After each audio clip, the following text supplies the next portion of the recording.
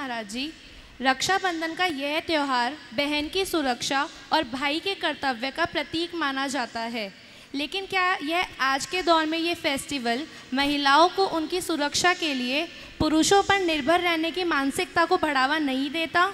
क्या हमें इस परंपरा को नए नज़रिए से नहीं देखना चाहिए ताकि महिलाएं खुद को स्ट्रॉन्ग महसूस करें और सुरक्षा की जिम्मेदारी समाज के हर सदस्य की बने, ना कि केवल भाई की? नमस्ते। देखिए, बात बिल्कुल सही है कि भाई बहन की सुरक्षा के लिए रक्षाबंधन नहीं करता, ये गलत अवधारणा है। एक बार एक अमेरिका के सज्जन मेरे पास आए, बातचीत में उन्होंने कहा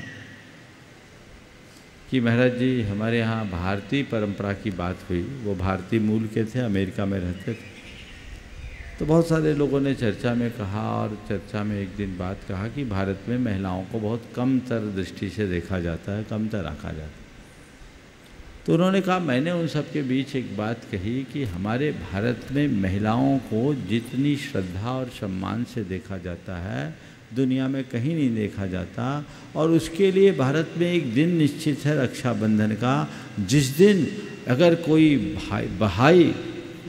बहन अगर किसी भाई की कलाई में राखी बांध देती है, कोई स्त्री किसी युवक के हाथ में या किसी पुरुष के हाथ में कलाई बांध देती है, कलाई में राखी बांध देती है, तो उसी दिन से वह पुरुष उस स्त्री का भाई और स्त्री उसकी बहन बन जाती है। उसकी दृष्टि में इतनी पवित्रता आ जाती है। यह आध्यात्मिक दृष्टिकोण केवल भारत में देखने को मिलेगा, अन्यत्र कोई नहीं मिलेगा।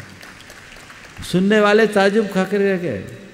ये चीज़ आप अपनी मानसिकता से हटाइए कि भाई बहन की रक्षा करेगा, नहीं, भाई अपनी दृष्टि में पवित्रता लाकर अब उसको एक स्त्री की तरह देखने की जगह बहन की तरह देखेगा, और बहन उसे एक पुरुष की तरह देखने की जगह भाई की तरह देखेगी। ये है दृष्टिकोण।